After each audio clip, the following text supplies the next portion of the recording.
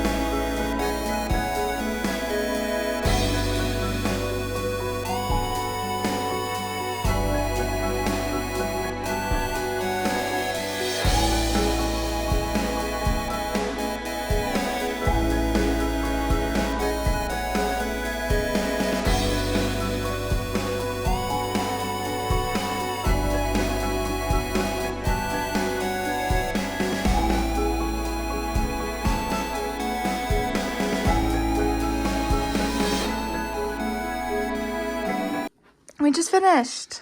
It's a playground for the birds. Yeah. It's pretty big. Yeah. Comparison. It's like 2 feet by 2 feet by 2 feet. Yeah, so we got a seagrass mat for like a little climbing thing. / chewing, maybe. Yeah, / chewing. Green bean loves to chew. And then we have a mineral block, of course. And then we made this from the Dollar Tree. Some millet in there. They absolutely love this playground. And they spend so much more time outside of their cages with us. So I definitely recommend making a playground if you haven't made one. Thank you so much for watching. If you want to see more videos from me, make sure to like and subscribe.